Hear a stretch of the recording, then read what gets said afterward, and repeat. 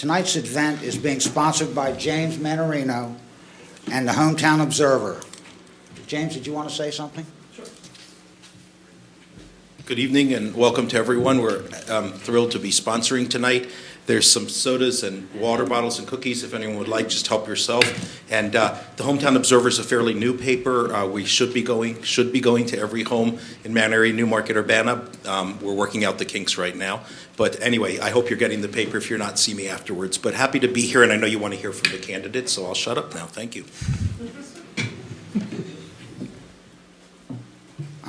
Just a quick note, the Carroll Media Center is actually taping this forum tonight for rebroadcast on Channel 19 about 6 or 8 times prior to the election.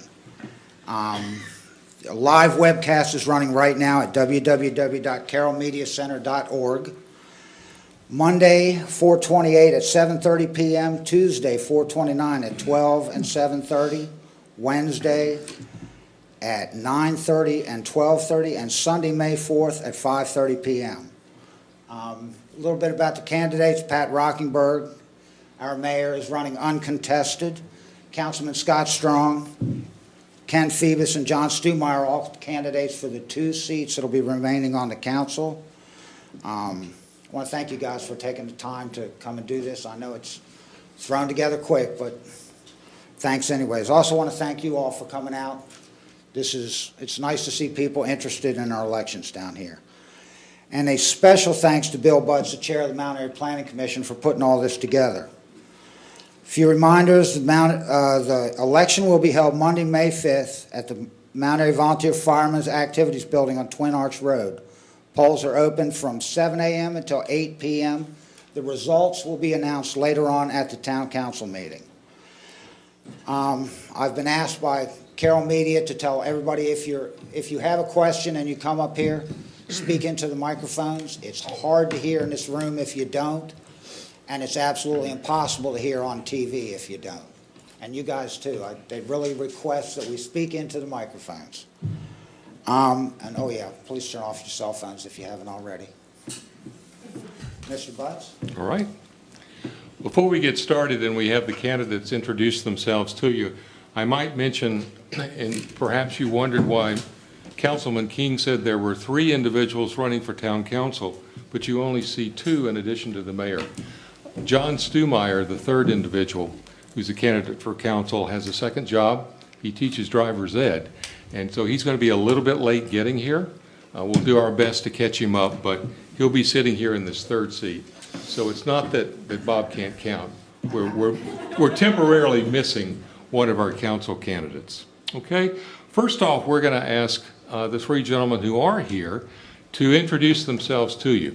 We'll ask them to comment on their background, how long they've been a resident of Mount Airy, their community involvement, and we'll also ask them to tell you why they want to serve in the capacity that they're running for.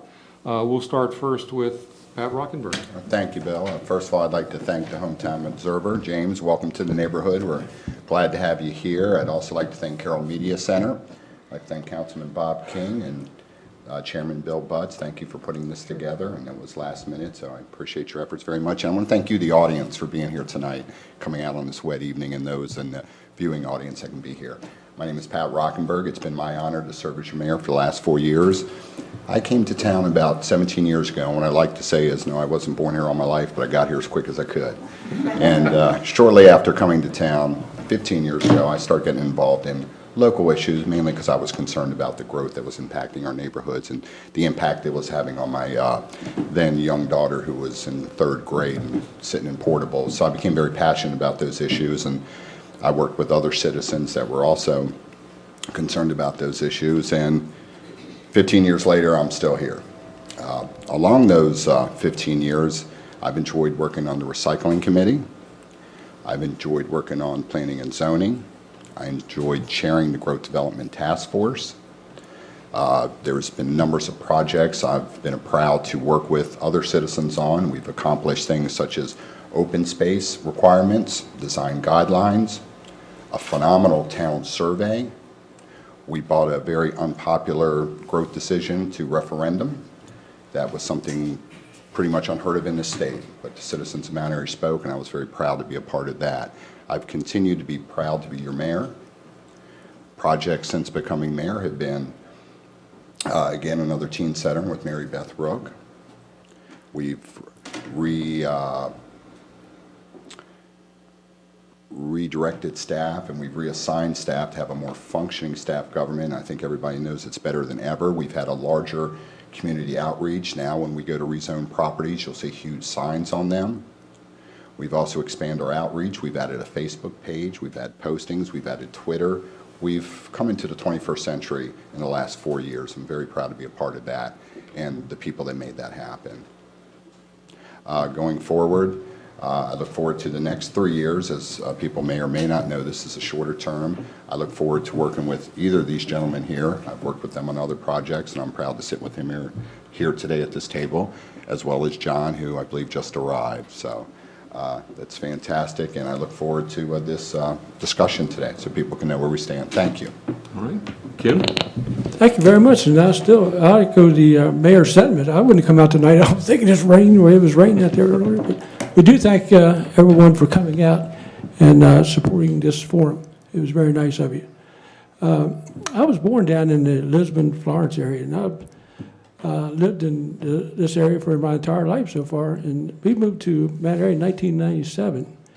It was another place I wanted to move to because Mount Airy was part of our life ever since I was growing up. Mount Airy was it. That was the town. So it was just natural for me to move up here when I decided to move. And some of the things I was involved with in the town is I was on the Streets and Roads, chairman of Streets and Roads, and I was on the election commission for quite a few years, and I belonged to the Historical Society. I belonged to the Senior Center. I'll let John get by. And so I've been involved with the town for quite a few years, and I started coming to the meetings quite a few years ago to stay informed with what's going on in our community and to find out the issues, important issues in town of what's going on. So I'm trying to keep up with that. Is this mic working okay? See, might just keep cutting in now. So, okay. So we've tried to stay informed on the issues in town and stay up with it. I'm married to my wife, Judy. I have 2 kids, 2 children, 3 grandchildren. So we really enjoy living here. Some of the concerns I have about town is, of course, the Flatiron building. That building is getting in pretty bad shape, and it should be repaired or replaced. That's one of my big concerns that we should be doing. Of course, another big issue is a teen center, which I'm not against a teen center, just some concerns about how it's going to be built and operated, and the cost to operate it. And the Harrison Iger property is another big issue that's going to be coming up, is if it's going to be annexed into town, what impact it's going to have on the town. Another big thing for me, too, is our curbs. We spent a lot of money on Main Street making them ADA, the intersections and the driveways, and we can't use the sidewalks. We should be able to make the sidewalks accessible to everybody, handicap or women with strollers and things like that. Crosswalks, another big issue. We need to make them safer, and I was working with Barney on that on Streets and Roads, and I just got an email, I think, from the mayor about a week ago that Ridgeville Boulevard Main Street is going to be updated in the near future, so that's one good thing. Okay. I want to remind the candidates, we'll give you a chance to talk about your platform issues and where you stand. That'll be next. Okay, just, if you would, just just do background on this, if you would. All right? Thank you. Okay. Okay. So thank you very much again for having me here. I'm Councilman Strong. I was elected 4 years ago and have proudly served the town in that capacity. I've been a resident to Mount Airy since 2000, moved here with my wife and my 3 kids. I've raised them here, have them going through all the school systems. Over the past 4 years, I've become intimately familiar with the issues for the town. The genesis of me becoming a town councilman was due to seeing things when I first moved here that didn't seem logical. Decisions were being made at the detriment of the residents, if you will. And so I wanted to understand, so I actually started attending all the meetings back in 2009 And the big issue we had was an annexation where it didn't make sense to put something there. And that kind of got me involved in town politics, and I actually ran, and since then I've learned a lot more about our lovely town. The town is great. I want to keep it that way. Since I've been elected, I've served as the Water and Sewer Liaison. I did that for 2 years. I helped the Water and Sewer Commission actually balance their rates for the first time and not borrow from reserves. So they're now self-sufficient. Since such time, the second half of my term, I ended up serving not only as the Planning and Zoning Liaison, but also EDC. The benefit that's given me is that I actually have a foot on both sides for the planning of our future and what the residents want, as well as how to try and understand to bring businesses into town, keep our small businesses, and maintain the charm.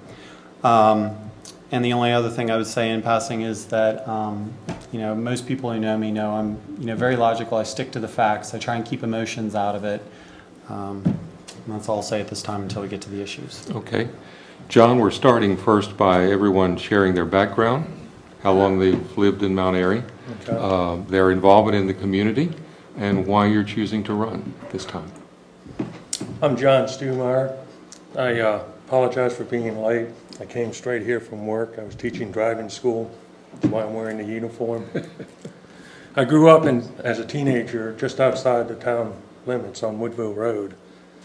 Graduated from Linganore High School. I joined the Prince George's County Police Department, and I moved to Prince George's County at that time. 23 years later, I became a father of a 7-year-old.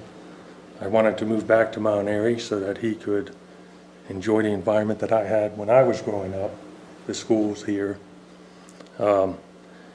Since I've been back, I've been on the Recycling and Sanitation Commission, currently on the Streets and Roads Commission. I am working as a liaison with the resident troopers here, trying to make it a little safer as far as driving complaints and public safety issues. And I've decided to run for town council. I think I can do more than I have been doing. It seems very challenging. So here I sit. All right. Are you able to pick up John's audio sufficiently? Okay, maybe a little bit closer from now on. All right, good. All right, we'll go to our second question, an opportunity for each of the candidates to share with you a summary and an overview of their positions.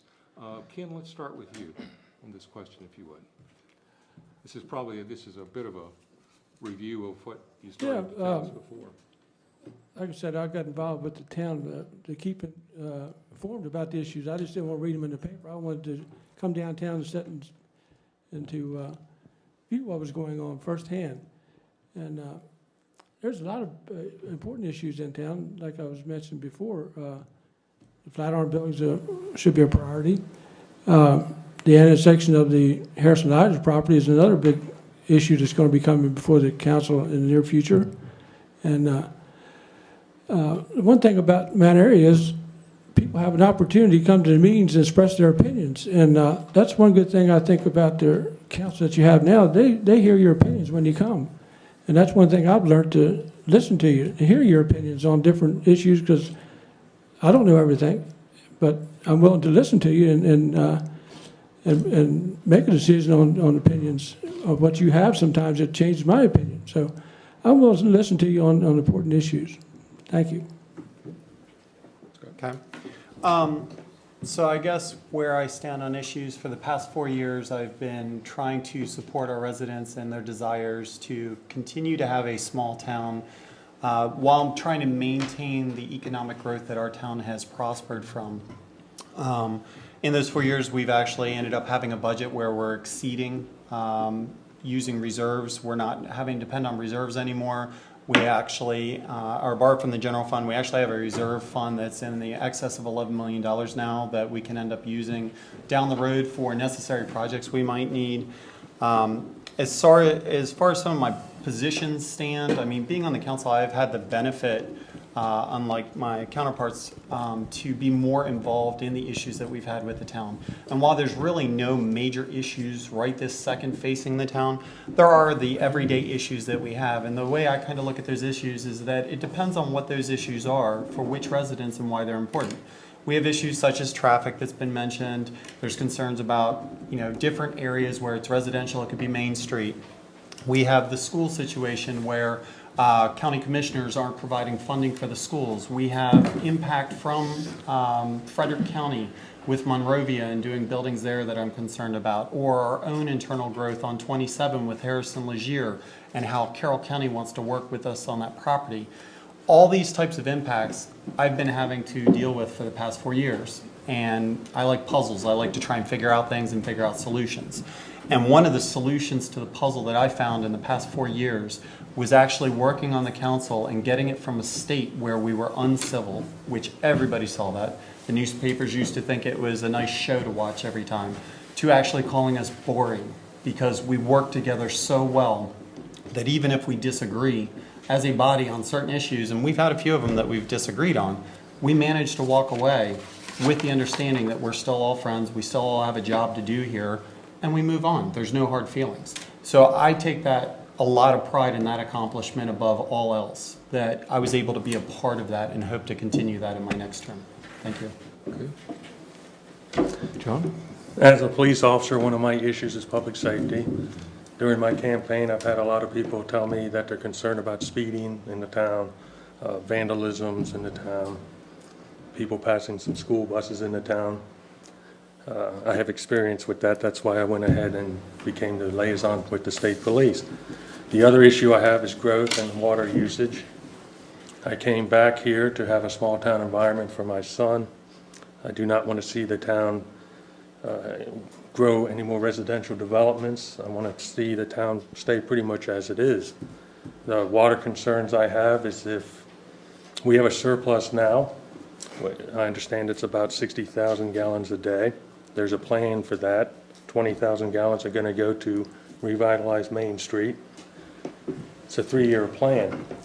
I would like to see that we do not use our full capacity on our water. So I would like to revitalize Main Street, and I would like to help our existing businesses. The best way you can help your existing businesses is to do business with them. I would like to get these vacant buildings either occupied by our small businesses or torn down. I don't want to see them dilapidated and continue to peel paint or fall apart. So, thank you. All right.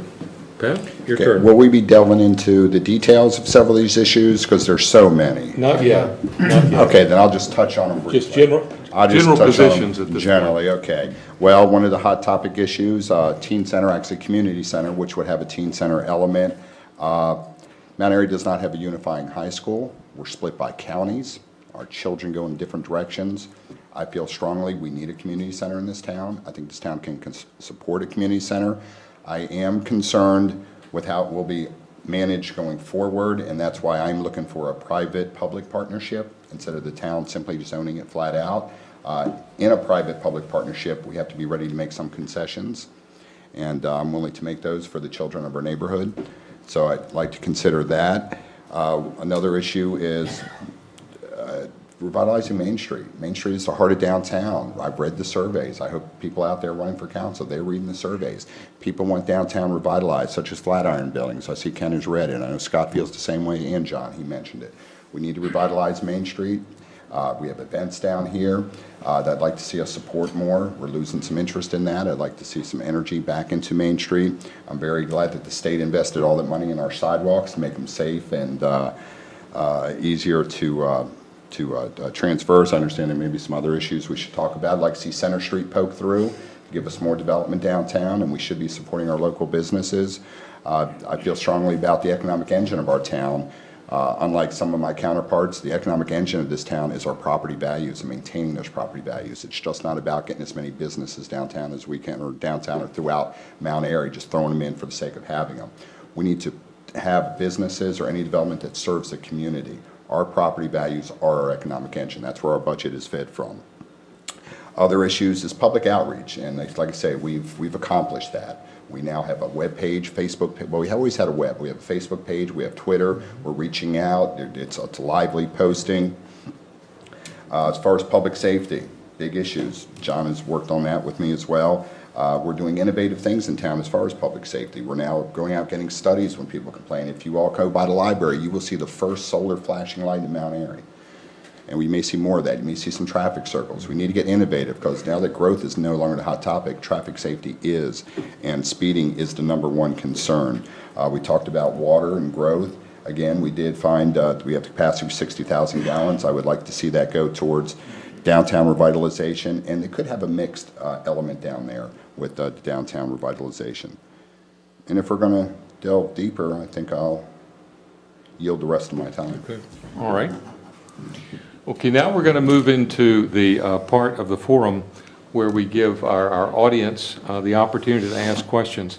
And to kick that off, we have a couple that came in, one to the Hometown Observer via email, and another that was handed to us this evening. So I'm going to start with those, and that'll be a warm-up, and then we want those of you who would like to ask a question to these folks. As you can see, they've done their homework, and they would love to respond to your individual questions. So we encourage you to ask them. When we get to that part, we'll say, if you will come up to the podium, if you'll share your name and address, and then ask your question, and we'll have each of the candidates in turn respond to it.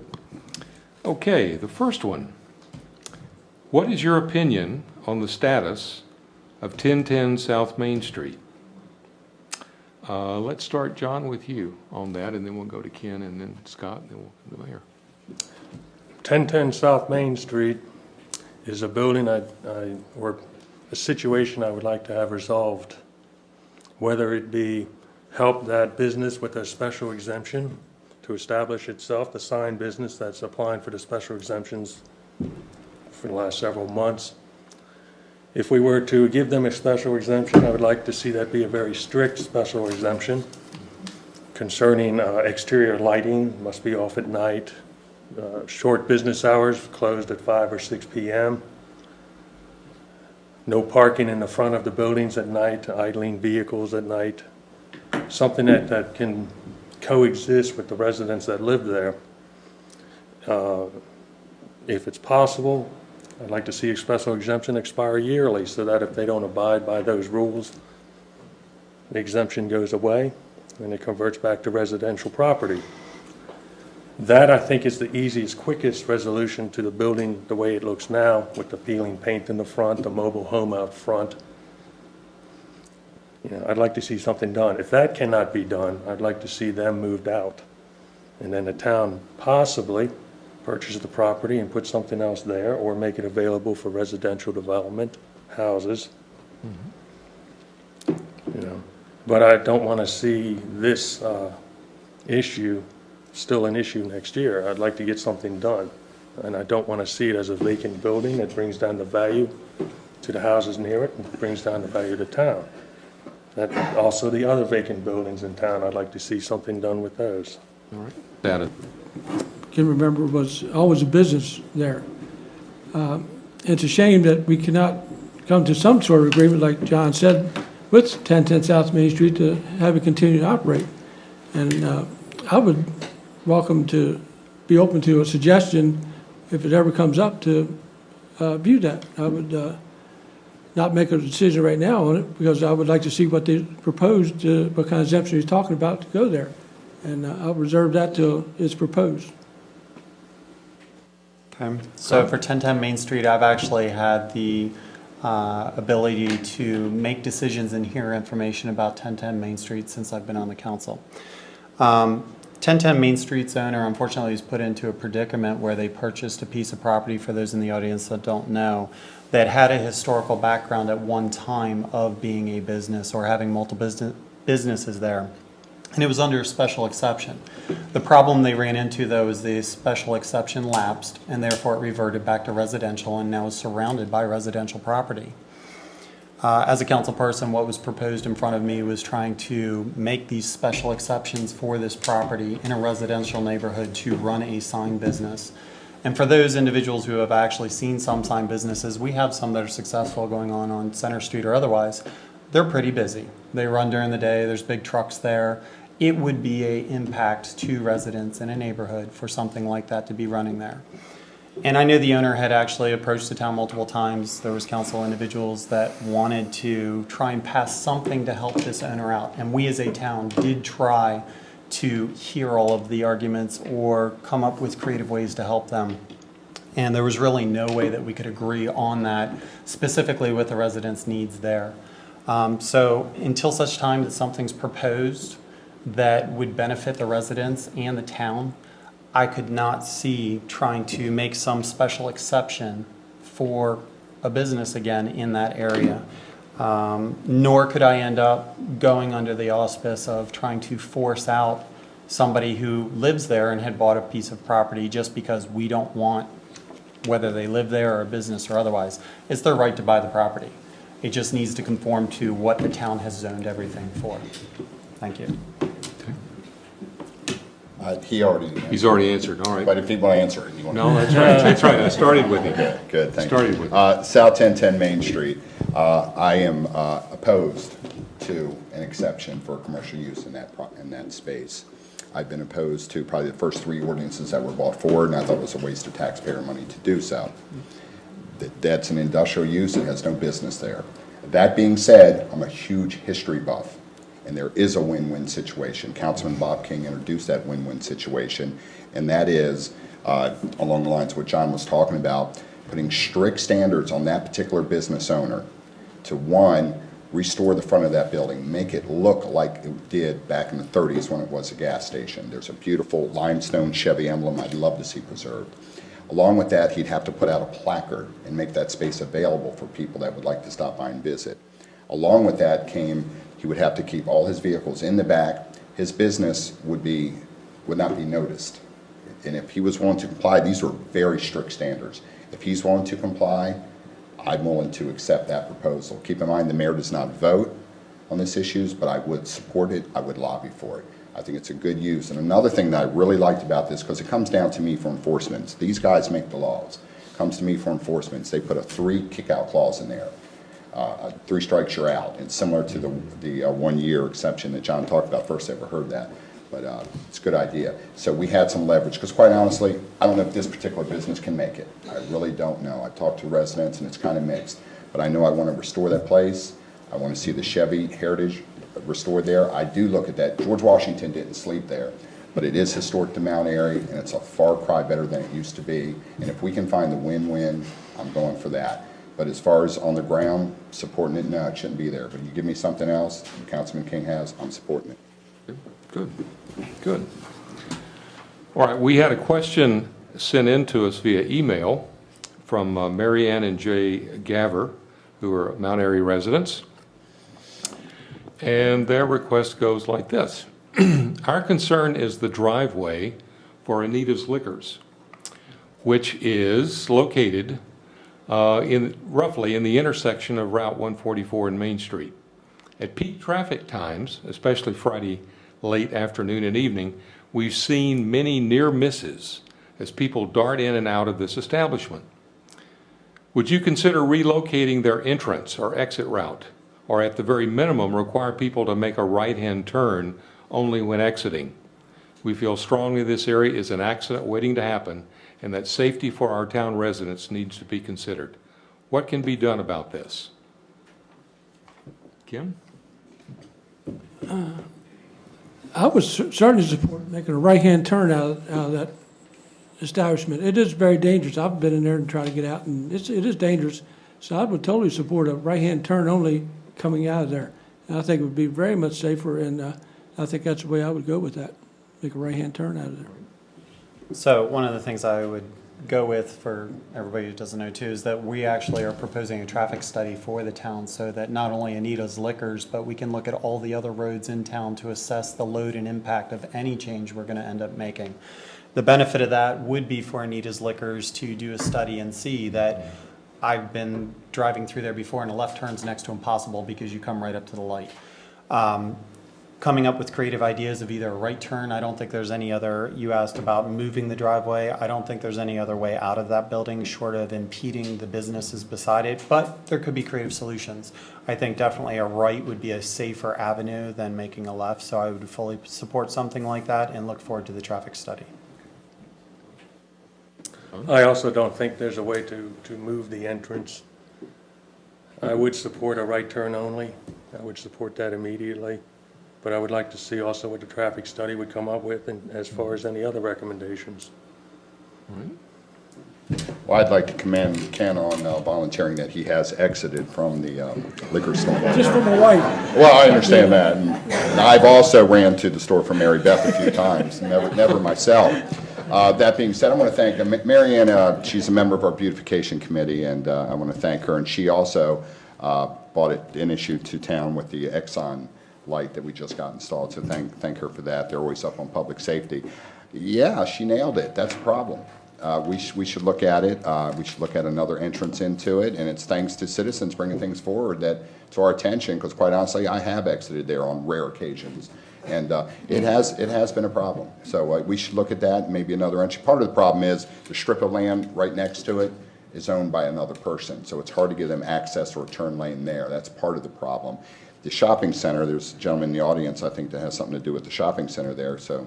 But it's not his show. He could probably speak to a couple suggestions later. But yeah, right turn looks probably about the easiest and quickest fix. Okay. All right, good. And I'll take that note down. Good. How about questions from the audience? Anyone wish to come up to the podium? Introduce yourself if you would, and your residential address, and then the question that you have. My name's Diane Gleason. I live on Firethorn Court here in Mount Airy. Some of you know me. I've never met Mr. Stumeyer before, though. There are two, actually, questions that I've got. There are two issues that are going to be facing this next council that I feel are very important and that our residents would like to know where you stand. One of them being Harrison Leisure. Ken, you had mentioned it as an issue. I'd love to know what your thoughts are on it, more of where you actually stand, not just that you know it's coming. And because it is a very large parcel that could be annexed in. The second question that I have is about the carnival grounds. And for many years, our fire department has asked for the carnival grounds to be rezoned. They're currently zoned residential. They would like to be zoned commercial. The master plan update addresses that. The Planning Commission is making a recommendation, but the council will be the final vote. I would like to know where each of you stand, whether you're in favor of the carnival grounds being rezoned to commercial or not. Thank you. All right. Let's take the first of Diane's questions regarding Harrison Lashir and that potential annexation. Where do you stand on this issue? Okay. Let's start with Myself. Mr. Scott. So where I stand on Harrison Legier is the IDA has approached and been working with the town for some time now on trying to come up with a solution for a piece of property that they had. IDA, for everybody's benefit, is a conglomerate that Carroll County had broke off so that they could basically divorce themselves of the property and let IDA manage it in conjunction with the town. Harrison Legier is the northern eastern property, by the way, for those who don't know what we're talking about. It's where the flashing light is. If you drive straight across, it's all the farmland that used to be homes or was going to be planned for homes. Right. So Harrison Legier, I think it's a mixed edge sword in that there's water there. The county has promised us to get water and land, an unknown quantity, in exchange for our valuable sewer and potentially impacting our traffic and what happens to the residents here. There's been no formalization of a plan of exactly what's going to go in there at the moment. I know that we've had discussions. We've talked about trying to ensure that the businesses, if it's an office park or little small shops or something that's going in there, will not impact downtown for those businesses. We want to keep our businesses here safe and healthy without the detriment of adding something new and have people leave or taking away. I'm very concerned about how it's going to impact our traffic with the traffic study. If we put some big office park there and we have 2,000 plus cars going in and out every day, what's traffic going to look like on 27? I'm concerned with what is the town and the residents actually getting for exchange for our benefits. Sure, we get water, but how much? That number's kind of varied. It puts out about 152,000 gallons from their wells, and they say they need a portion of it to supply their park, and the town will get a part of it. The other thing is the parkland.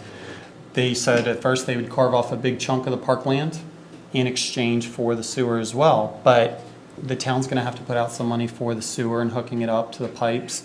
And that parkland that we were getting went essentially from almost 100 acres down to maybe 80 acres or less, and it kind of keeps shrinking the more I've heard about it from the town, because they're making plans for, or the county is making plans for it. And some of those plans maybe potentially could be another reallocation of the carnival grounds if it gets commercial. The ultimate impact, though, is that we'd lose the open spaces, and that's one of the things I want to preserve. So it would have to, the benefits are going to have to outweigh the costs. So I'm very concerned until we have some type of finalization of a deal. The past 4 years, I've been waiting for it. They've been kind of just moving along. Hopefully it comes to fruition. It's not another 3-4 years and nothing's still happened on it. Okay. John, your turn. How do you feel about Harrison LaShire? Perfect, Ward. I'd like to leave it as it is. However, I have a feeling if we do nothing with it, Carroll County may develop it. And I think we're being made offers as far as water and land. And I think if we annex it, we have some control of what development may go there. We may get water for the town and have some benefits such as a park. I can't say at this moment I would vote to annex it, but I would strongly consider it, considering that Carroll County would probably develop it if we don't control it. Okay. All right. Pat, same question. Yeah. We've often been told that we need to annex things so we can control them. And I'm not against your point. In fact, I'm going to be right along with it, but I want to qualify it. We were told if we didn't do a particular property outside of town that it would develop in the county. We need to develop it. We need to get it in. The fact of the matter is that simply is not true. People cannot develop to the density unless they bring it in town. So I've never been a proponent. I've always had a chill run up the back of my spine when anybody says we need to annex it to control it. Generally, you annex it to get more density, and it benefits the developers more than it benefits our community. That being said, I've talked to some of the professionals, I've talked to people I trust, and non-development, that property does have potential to be developed in Carroll County. I think there is a chance it will be developed, and at least by keeping the door open and talking to them, we get a ticket to the dance. And I think we need to do that. We need to look at it. Now, I was originally leaning for it because we needed water for downtown revitalization. It's my understanding with some of the 60,000 gallons, we don't need that water as critically. So I would take a good hard look at it, but I'd be careful in that if we do nothing, it may just go ahead and develop. And keep in mind, they are talking about a centralized park. There's no finalized plan. We could get a centralized park. That is something we need to have in Mount Airy. You got Julie going to soccer here, Billy going to baseball there. It'd be nice to have a centralized park. Do I want development for the sake of development? No. But if we can get a centralized park, water for downtown revitalization, which that is kind of waning because the 60,000 gallons, we're not in that much of a need. But it concerns me that it may develop without us, and I'd like to get a little something out of it for the citizens of Mount Airy. So I would still be open to it. I want to see what's on the table. Okay. All right, cool. The second part. Did you? Oh, I'm sorry. Be fair. That's right. I can echo the same as the mayor did. I would wait and see on the project. I don't think it's in the stage where you could actually, as a council, make a decision on that property until you hear all the yays and nays on it. I'd rather hear the community, what they have to say on this property before a decision is made. There's a lot of things got to be worked out before you can say, okay, we'll annex that property in. I wouldn't make a decision yet till I hear all the comments from the community.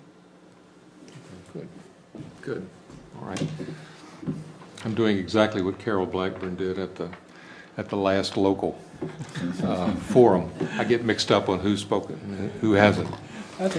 We need cups. He didn't mean that, Carol. You did a fine job.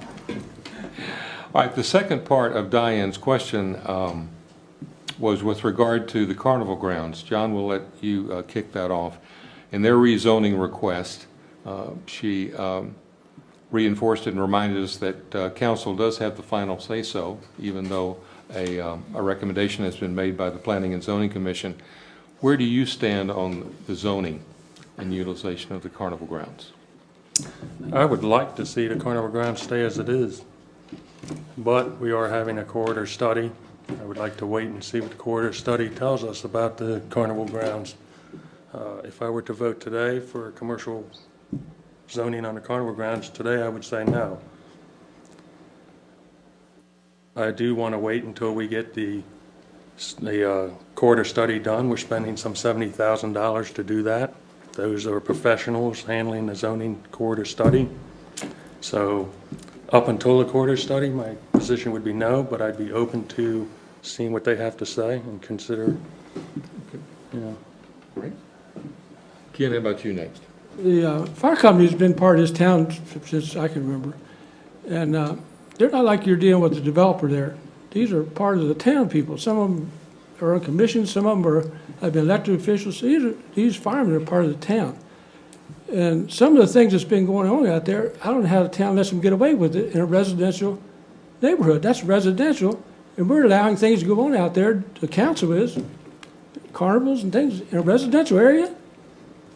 Should it be going on there? It should be changed. The town should be going to them and say, look, you've got to change this. It's got to be commercial things that's going on.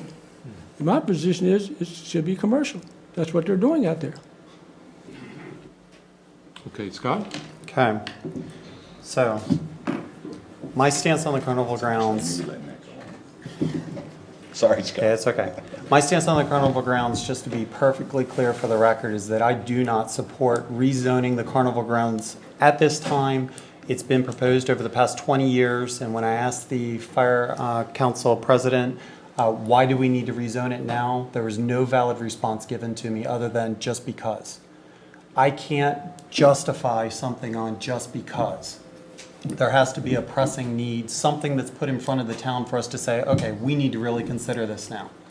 So if we're not going to have any issues like that, then it can stay the way it is for right now. And at such time when the fire company decides that we have an issue, I know that they've talked about numerous times that they need funding or whatever. If that becomes an issue, they can present that to the council. This is the reason why we're doing it, because we want to sell the property and we need it rezoned to do so. That is something that the council then can discuss.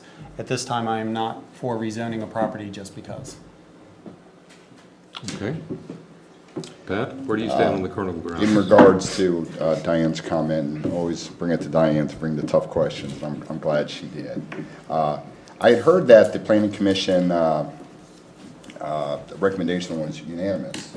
It's my understanding it was not unanimous, so I want to clear that up first of all. I talked to two members, Scott being one of them, it was not unanimous. That being said, I never look at it as us against them. Ken's right, fire department, they're not developers, they're part of this community. But no one in the community has asked to have development up there. The fire company says they don't want development up there. And when you place a zoning classification on a property, you just can't do it from a theoretical perspective. You have to take a lot of things into consideration. How it's going to impact the community around it. What are we going to lose? What can we do? That being said, as mayor, I've learned over the last 4 years, I started as mayor as pretty much a hardline guy, but ever since then, I've always looked for the compromise where we can find the win-win. As John did mention, it's foolish to make any changes until that corridor study is done, and that's the same with, there's other properties along that commercial corridor that want to be rezoned. I understand why the fire company wants it rezoned, and it certainly looks and smells and tastes like commercial property. I don't doubt that at all, but that is not all we're looking at.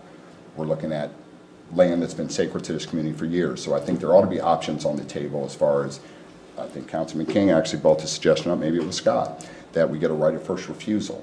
So I think we should look at it. I also think there's a win-win situation. Out of this corridor study, you may get a new commercial zone that may apply to the carnival grounds to make it good for them, make it good for the community. And again, I just split it. Whatever's good for them is good for the community.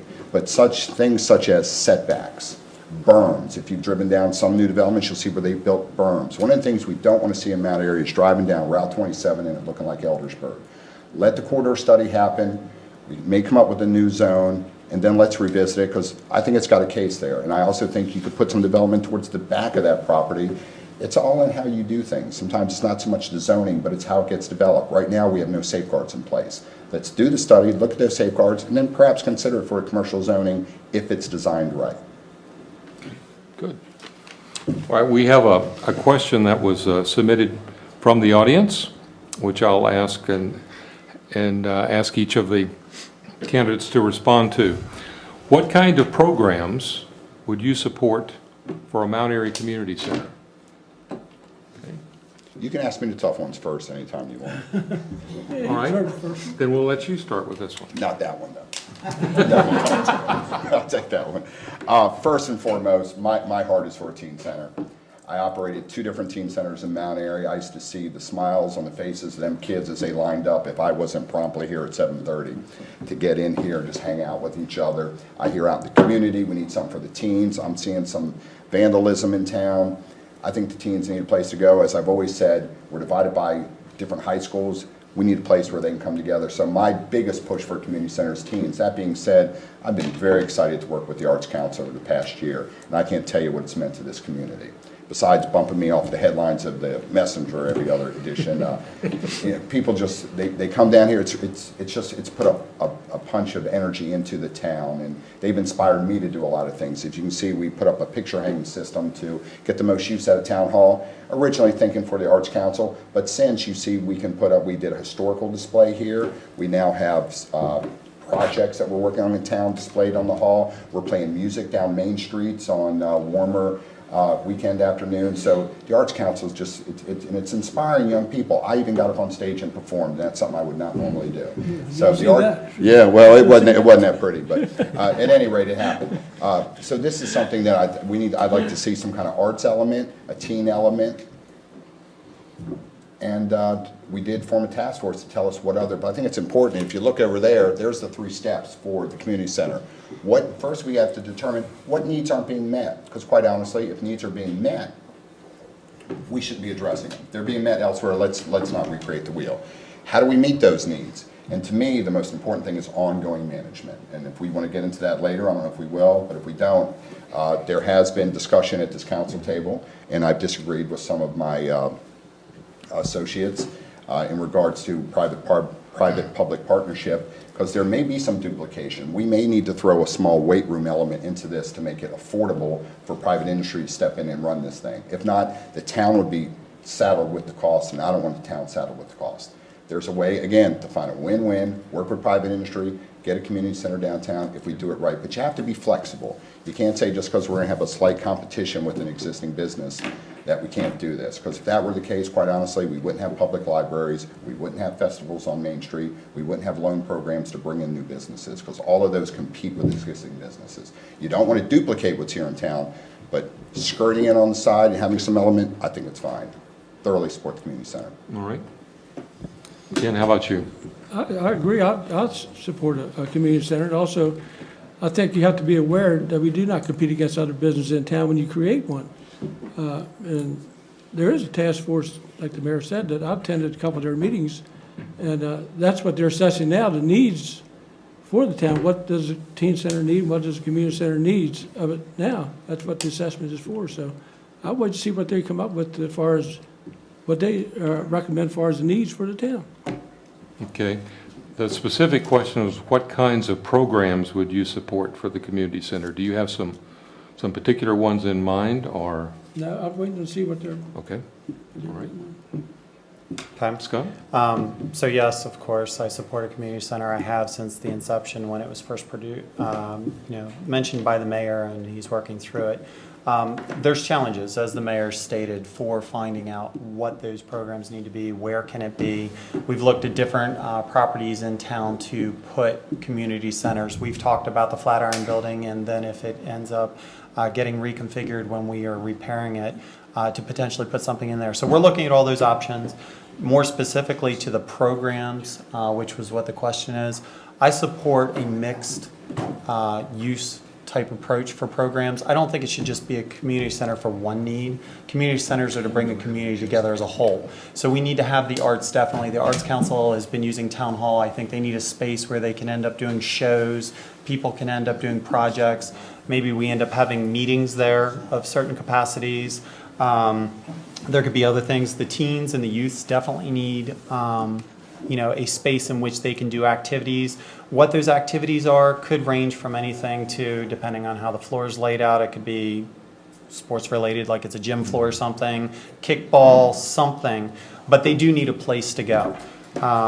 And I think once the needs assessment comes, we can start looking at the available properties we have with the vacant lot listing that the EDC put together that was on to try and figure out where we can put a community center, and then address the issue, as the mayor said. Do we need to end up doing just a public type thing? Is it going to, the town really doesn't want to get in the business of running a community center, but maybe it's something we look at, or we look at the cost alternative of doing a private thing, and like the mayor said, having to offset that with some sort of income device, whatever that is.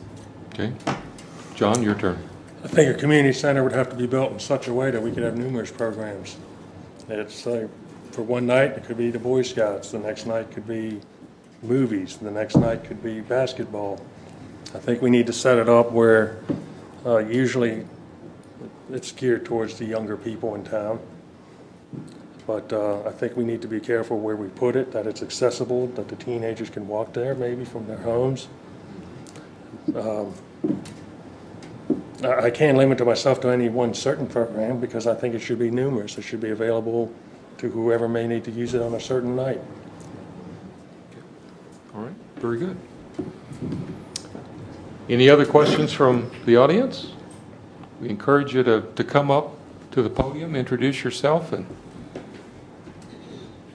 hear your questions. Hi, Rick Blatchford. I live in Nottingham. I have a question about your thoughts about the police. A couple years ago, the mayor formed a police task force which did some intensive study. I guess it caught my attention because a newspaper interview indicated that one of you said might be looking at changing the police should the costs become not acceptable or higher. We are currently paying $700,000 a year for 4.5 part-time Maryland State Troopers who are generally not here at night. That's kind of excessive. The police task force, in talking to police chiefs from the city of Bowie, Manchester, Brunswick, Sykesville, Taneytown, sheriffs of Frederick County and Carroll County, when they found out what this town is paying the Maryland State Police, I can use one word, they were all to a man astounded that we are paying that kind of money for 4.5 part-time police. I kind of lean towards getting a town police force. The task force determined that we could get 7 full-time police officers, equip them, the whole bit, cars, radios, guns, belts, bullets, shoes, whatever, badges, at a pretty good cost, a couple $100,000 to get them started. Maybe over $1 million to get them started. But in 5 years, 6 years time is the break-even point from what we're paying now for the Maryland State Troopers, and after that the town saves money. I'd like to hear the candidate's view on possibly changing to a town police force. Some people have said only the Maryland State Police can do it the way they do it. I will point out that if anybody can find any of the local towns that have their own police forces that have a rampant crime problem, I'd like to hear it because we didn't find it. And there are only 2 towns in Maryland that employ the Maryland State Police. There's got to be a reason for that, us and Walkersville. And outside of that, the other towns that do their own policing pay their own forces, and they're not being vandalized. That's it. So if you could address that. Thank you. All right. John, given your background, I think we'll start with you on this. I think basically Rich is asking, what is your preference, in your opinion, what the best police protection program for the town is going forward? Well, in my opinion, for the short term, I'd like to keep the state troopers in place. The reason being is if we do decide to have our own police department, it's going to take approximately a year to get it established up and running.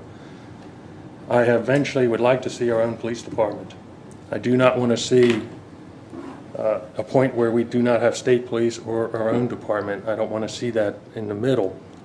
We do have some advantages with the state police at this time because Montgomery County, Mount Airy has Carroll, Frederick, several counties in Mount Airy. The state troopers are able to handle all of those wherever it may be, any call that comes out.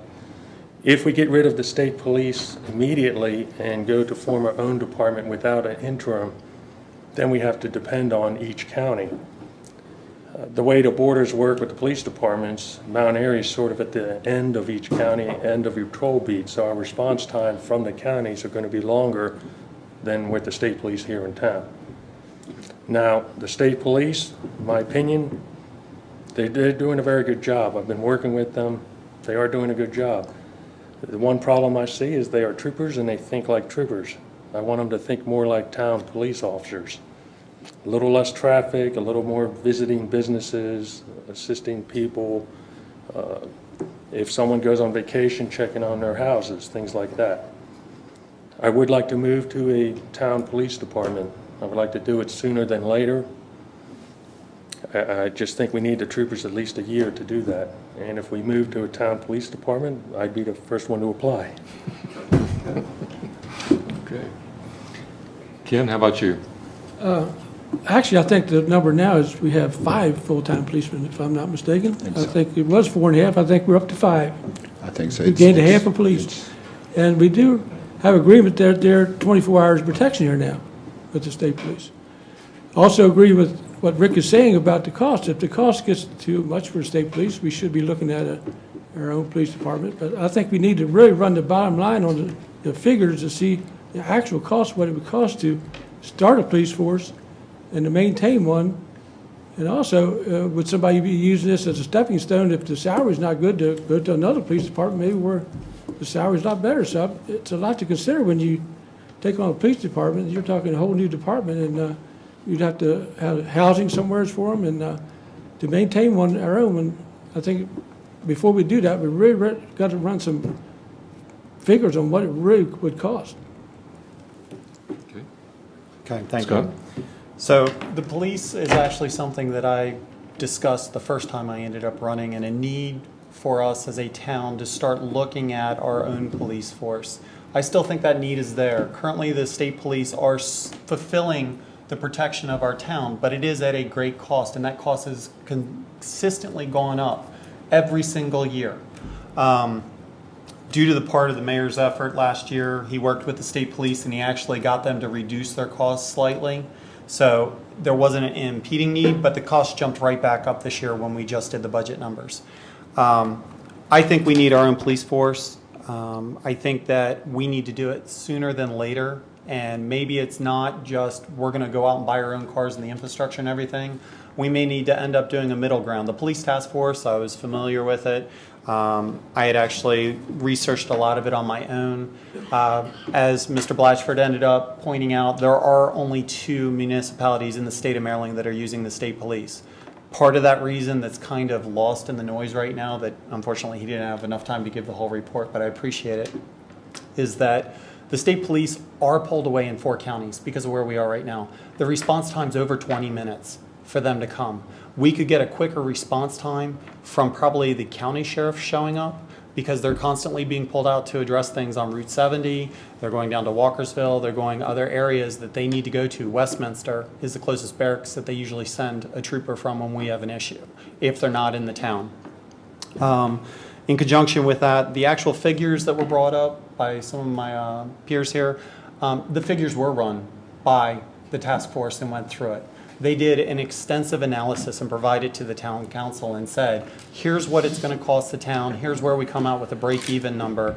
And at such point with the state police continually to go up because they have no other revenue coming in other than the state and the 2 new municipalities that are, contributing to their gas funds or paying for parts of their cars or whatever, the costs are falling on us.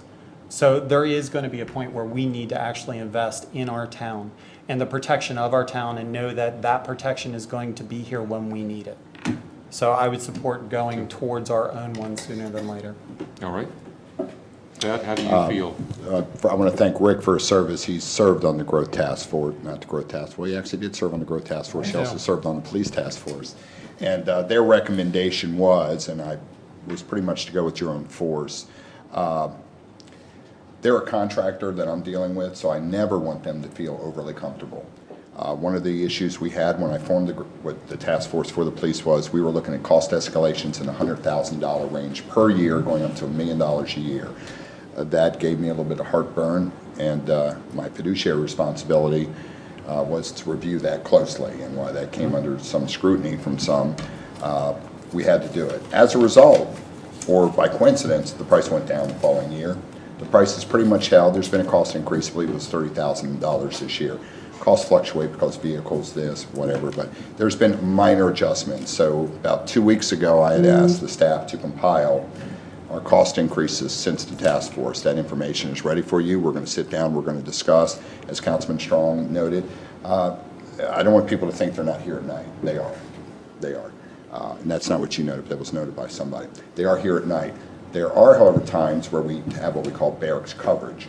In those times, you may get response times up to 20 minutes. There was one extreme incident where it's been a half an hour, but I want anybody out there that's thinking ill will towards the town of Mount Airy. No. Generally, they're in town, they're in here within minutes, okay?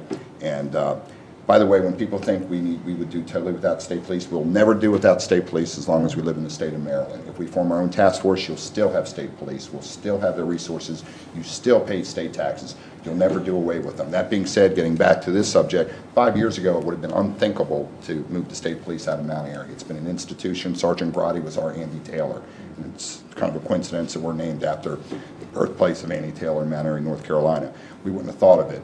But now when you look at our state police, we do need to look at costs. They may be getting out of the business. So I think we need to be prepared for the future. We need to preserve what we had now, as John said. We need to be prepared to potentially make a shift. We are one of the last two towns that are doing this. If they keep the numbers right, there's not a huge reason for us to switch at this time. We need to be ready because eventually I think the costs will go up or they're going to get out of the program. And I think we can do well. And just so everyone knows, again, the days of Sergeant Grady are gone. The average trooper's in town about 2 years now. So we do get changed out. They do a great job for us. There is benefits to having them on the ground. We have to approach this very cautiously. But I have to go with the growth task force. Police task force. They'd study this issue. You know, we didn't take it lightly and just come up on a whim saying, let's do this. It was studied. It was studied. So right now, I don't know if the political will is there, but if this costs keep going up, and I'm going to present a report to council, and if they decide, we have to look at it. Okay. It's not off the table. All right. Do we have another question from the audience? Anyone like to come up and address? Yes, sir, if you would. State your name and your residence address and then your question. My name is Eric Besh. I live in 6730 Spring Hill Drive in Frederick. So I'm a bit out of place here. I'm curious about the relationship between the town and the county. The new government's going in, the county council and executive here in Frederick County. And what would you hope to have from them? What type of support would you need? What type of assistance are you looking for with the county? Okay, I'd be glad to take that one. All right, you want to take that one first? Yeah, we've had a good working relationship with the present Board of County Commissioners. Why I personally can't speak for council. I have a strongly different growth view, and I have to say shocked by the amount of growth. We're getting 3 Mount Airies on our borders with this Monrovia expansion. I'm very concerned about that. That aside, but that's a biggie, we've had a good working relationship with them. And going into the new board or the new form of government over in Frederick County, we still need to work together on things such as fire protection, schools, parks, and these are all issues we want to address with them. I feel confident, given the last Board of County Commissioners on these issues, we've had a fairly good relationship. Sometimes we get forgotten about down here in Mount Airy, and you're going to hear that. I think Frederick needs to step up a little bit for the town of Mount Airy, but I'm very hopeful. They just had some pothole money come in that Blaine Young has told us about. In general, they do a good job. While we may differ on growth views, we need to work together on those things that affect our community, and we don't want to be forgotten about down here in the South. Okay. Ken, what supportive working relationship are you looking for to have with the nearby counties, in particular Frederick County? Well, over the years, I think there's been a great relationship between the town and Frederick County Commissioners. There's been some disputes with zoning and things like that, but I think there'll continue to be a good working relationship between the town and commissioners and the town council and the commissioners. I hope to see that continue. If I could, the question was specifically Frederick County, not other counties. It was Oh, specific. okay, just want to clarify. So yes, we've had a great working relationship with the counties, specifically Frederick County. As the mayor stated, there are some concerns with development that's going on. I think that initially right now, Mount Airy has been left out of some of those discussions, and we find out about them after the fact. Rezonings are going on. the approvals of a whole bunch of homes that are coming up that's going to impact 70, the way the resources for water or sewer systems or anything. We've had representation here from both sides of the county. There's been times where they haven't been here to be able to give us that information, and we have to hear through third sources. So I think working closer together, we need to end up having a collaborative information structure in which we can be involved in the process so that we're not only aware, but maybe we can actually contribute to it so that not only the county, but the town itself will be able to thrive. Okay. John? I think it's going to take a little bit of time to see how they are going to handle their government. I think we're going to be able to work with them. I think we need to make it vocal. We wish for them to work with us.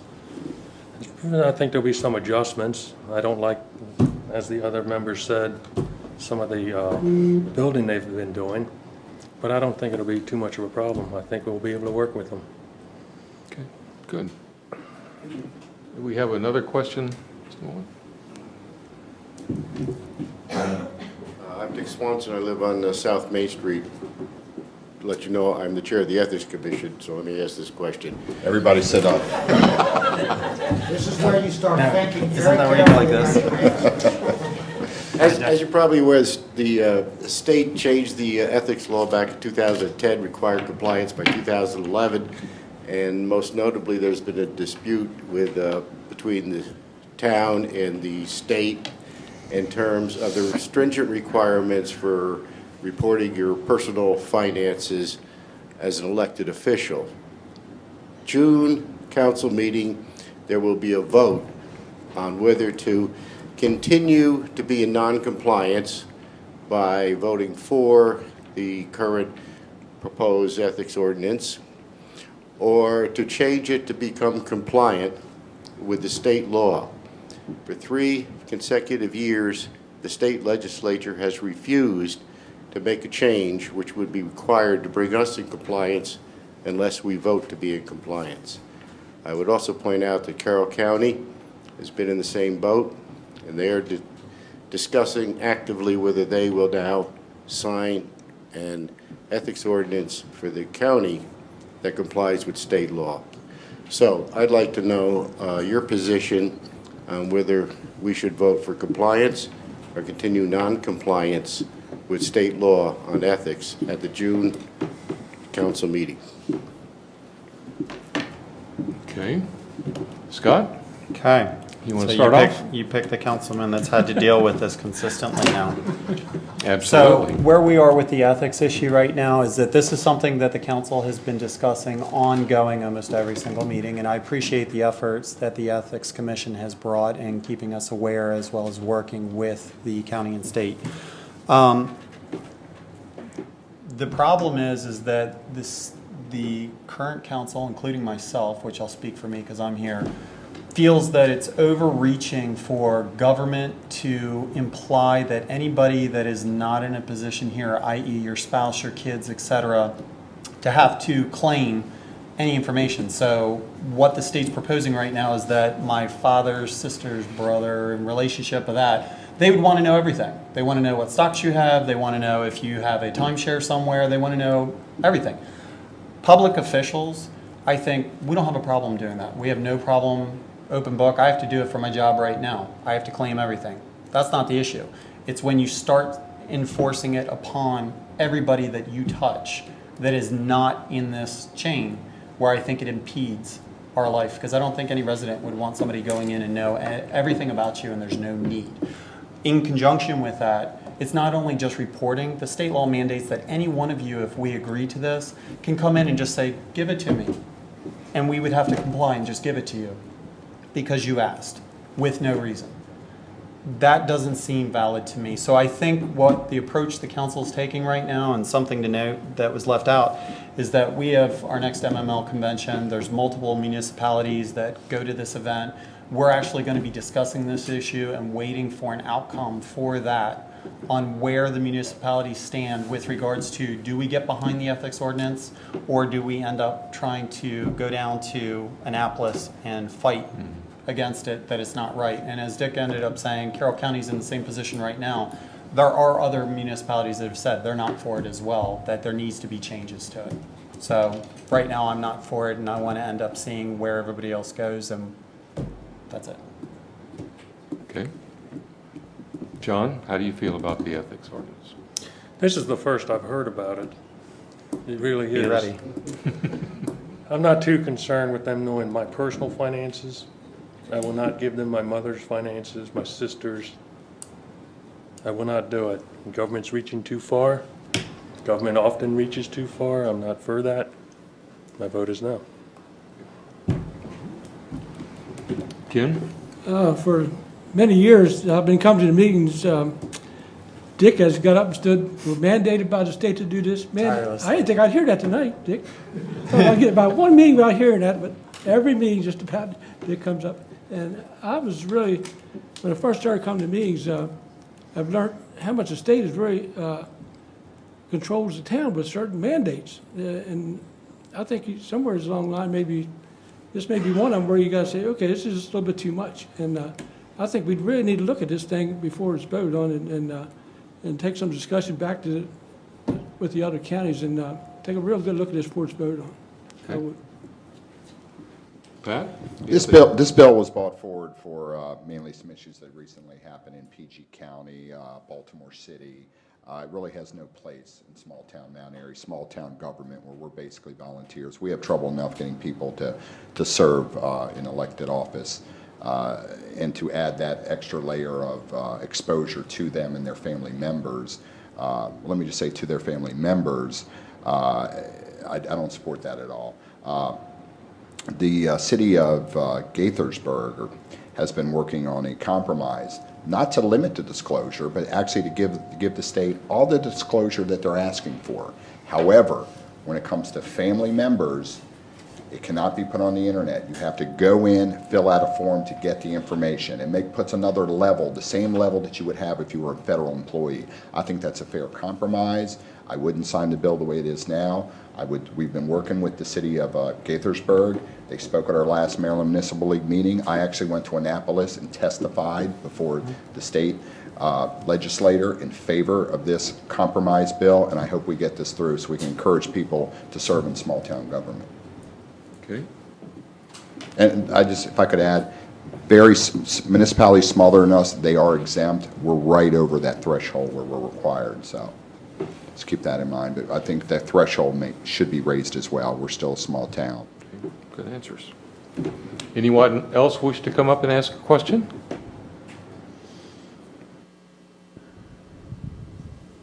Then I'm going to dip into one of the questions that we sent out in advance to our candidates. The Planning and Zoning Commission is almost ready to hand over the final draft of the town master plan to the council. The purpose of that plan is to be a guiding and coordinating vision for the town over the next approximate 10 years.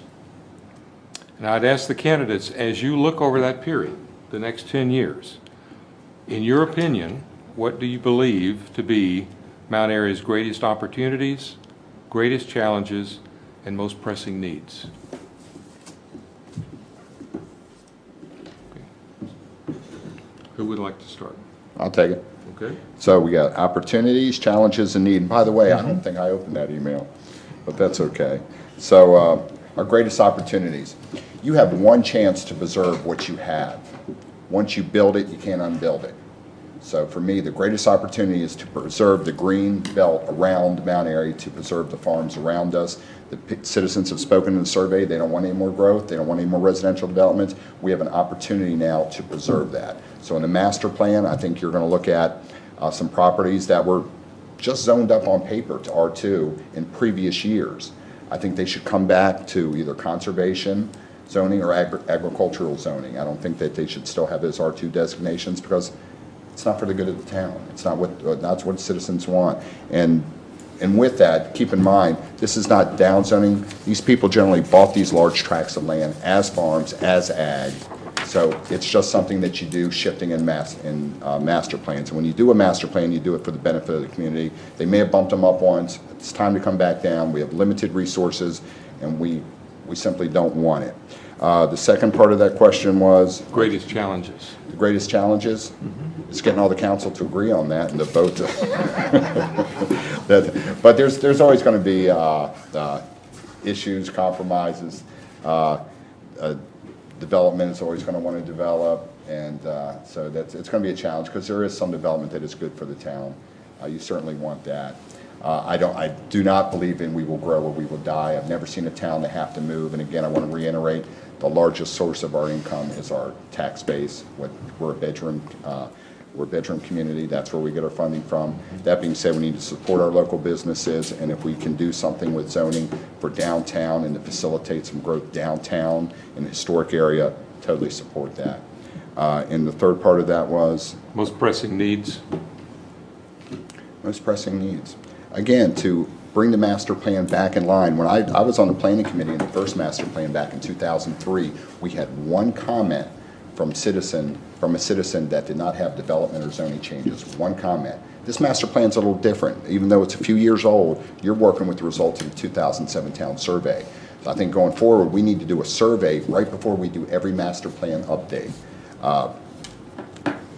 And I'm sorry, Dick, Bill, I lost track there. That's the three. Yeah. Yep. In your opinion, over the next 10 years, what do you see as the town's greatest opportunities, greatest challenges, and most pressing needs? Yeah, the pressing need is to get the input from the citizens to make sure that we have a master plan that reflects the vision of the citizens of Mount Airy. And I think we're doing that in this master plan. I want to commend you as chair of planning and doing a great job. No, that's not the purpose of this. All right. John, would you like to take a shot at this? I think our greatest opportunities are sitting in the crowd. I think it's the people who want to move here, who want to stay here, who want to help the town grow. I think our challenges is fighting residential development. I think our challenges are not overexceeding our water capacity. Our challenges are this, making sure that the public safety is taken care of. But I think our opportunities are with the people who live and who want to. Well, one of our big challenges, I guess, is how are we going to create downtown parking for residents? That's going to be a big challenge over the next few years, I think, how you do that. To attract business into town is a big challenge for our community. Try to get more business in town to keep our tax base up. I think that's going to be a challenge down the road. And as the mayor alluded to, our borders, to keep them so we don't have building maybe coming right to it, is going to be a challenge over the years. And the benefit I think is going to be for the town is if we ever get a community center, that would be a big benefit to this town. If Center Street's cut through, it's going to be a big benefit to this town. So I support all those challenges. Thank you. All right. Okay. Scott? Thank you. So I had the benefit of actually working on the master plan with the Planning and Zoning Commission, so I'm very intimately familiar with it. I wrote parts of it, went through all the revisions. I think one of the greatest opportunities that we have for our town is to continue growing as a town in the success of providing for our residents and fulfilling their needs. There's been multiple things that have been stated since the 2007 survey of things that we need for the town, things that we don't need for the town. I think meeting those needs is what is driving the master plan for the next 10 years, and that's what we as elected officials need to fulfill. Some of the opportunities that I see coming out of it is that we're going to do things that make sense in the town. We're going to zone properties where we're keeping open space preserved, where we're working on infill and development, where we're protecting our resources that we have, whether it's water and sewer, the traffic impacts that we have that we need to take into consideration, or just the overall operation of the town. Yes, we do need to be mindful of the tax base, but I don't think we need to extend the tax base in the sense of bringing on more residential development to try and increase funds for the town. That will increase as we start to do infill and development, bringing small businesses into town and filling our vacant lots. Is some of the challenges that I see right now, I've touched on a few of them, whether it's the traffic, it's the getting things to go into the right pieces. We've tried to mitigate some of those challenges right now. Again, EDC has been working either with MAMSA or other local businesses. We created a vacant business directory that actually Carroll County and specifically Westminster like so much, they started to adopt that, where we list out the properties to bring people in and say, here's what's available, as well as contact information for who owns those properties. Working with the business owners to ensure that we keep the small businesses here. We don't want them leaving where all of a sudden Main Street just dies. As the mayor hinted, and it's something that I hold dear to, is trying to revitalize downtown Mount Airy so that people want to walk down here, they want to stay, they want to shop. People want to live here. We want to be a place that people enjoy coming to and that it is a destination. And I think some of the needs that we have right now, they're being addressed in the master plan. For a lot of people, it's probably Greek, it was to me when I first sat in through planning. But we're coming up with new zonings that will allow us tools in which town staff can propose new types of uses for properties, whether it's MDX or OPE for Harrison Legier, which will help to define certain things that can complement what we already have as a town. So I think going forward, we've put those tools in place that we're missing. Okay. So. All right, good. We've got just about enough time left to ask each of the candidates to do a brief wrap-up, a summation, if you would, of how they feel about this election and any last things that they would like to say to you and to the residents of the town. Who would like to kick that off? Just to summarize, okay? Well, the one reason I started to run for the town council, if you take a look at the guys beside me, who's the oldest guy here? Me. So I think you need some senior representation on the council. All the seniors are smiling. Right. But in all seriousness, I do love this town. I love living here. I wouldn't live anywhere else. And I want to see it preserved to be a small, charming town. I want to try to keep it that way. Anytime I'm going to vote, it's going to be in the best interest of the town. And I will keep that at heart no matter what I do. And thank you very much for your vote. Okay. Thank you. I thank everybody for the first term that I ended up having, and hopefully I'm honored to actually serve additional terms. The whole reason I ended up running was trying to do something better for the town. I know one comment we've kind of all overlooked is that there's only certain groups of people that will end up coming forward to actually do something. And I welcome that. I hope everybody will come forward and contribute to this town and make it even better than it is now, whether it's serving on a commission, it's just saying hi to your neighbor, doing something, serve on town council when there's open positions. We need to invest in this community to keep it going. I'm doing it now because I enjoy it. I like to end up going around and talking to people. I like solving problems. I have always stated that I don't have any personal goals or objectives other than to fulfill why I was elected in the first place, which is to try and make the right decisions that are put in front of me and what I'm given with for the residents. I'm trying to serve the majority. I'm not looking at minority and saying for this one person I want to do something and it impacts everybody else. So with that said, if I'm re-elected again, I thank you for the vote, and I will end up continuing to do the job that I've done over the past 4 years and make sure that Mount Airy continues on the path it's on. Thank you. Thanks, Scott. John? I've decided to run because I was worried about too much growth. I'd like to keep that slow. I was concerned about public safety in the town. I like to get things done. I like to have a new challenge. I think we have very good candidates. If you like what I represent, I hope you vote for me. And I would like to thank you for your time.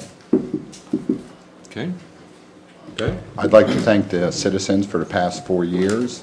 I think when you come to an office like this, and when same for the councilman, you need to make a difference. You need to actually be for something. So I've been proud to bring forth several opportunities, several events, such as working with Terry King in the Arts Center, open space, working on the survey design guidelines, working on this historical sign project that we're working on now, opening town hall up, making our government more connected. Part of the changes that I made within the commission was connecting EDC with planning because I felt that they were integral. I also have some ideas going forward into the next term, how we can get different commissions working with other commissions, get some cross challenges. I know you've supported that as well. Civility. We've changed in Mount Airy. We're no longer the town, I think Scott or somebody alluded to, that people turn into. We actually had civility training in town. I'm proud of that. And I hope we work towards that. We're making a difference. I love our community outreach. I love that we're a happier, more civiler town. I look forward for the next 4 years. And when you're running for re-election, I think it's an important question to ask, and it was asked by probably one of my favorite presidents, are we better off now than we were 4 years ago? I think you'll see a lot of nods when you ask that question. We certainly are, and I've been proud to be a small part of that. So thank you, and I hope I get your vote as well. All right. That's going to conclude our forum. I want to personally thank the candidates for what they shared with you. I think you've had proof positive of why this is a very, very special community. And we're on a path that it's going to get even better and better. And our sponsor, Mr. Manarino, the publisher of the Hometown Observer, he's going to be sad if you don't take advantage of the water and the soda and the cookies over here. So stay a moment, if you will, mingle with the candidates, introduce yourselves, ask other questions that you didn't come up to the podium. And with that, I'll turn it back over to Councilman King. Well, right before we close this thing down, I've been given the honor of asking you to please turn your cell phones back on. No, thank you for being here tonight. I thank all the candidates. This was awesome. Yeah. Really, you guys really did a nice job. I hope that you come out to the polls on May the 5th, 7 in the morning till 8 at night at the Firemen's Activities Building on Twin Arch Road. Thank you very much. Thank you. I think one of the good things to do is to thank Bill and Councilman King, because without them, these two events that we had wouldn't have really happened. They actually put in a lot of time and energy to ensure that the residents were able to ask us these questions.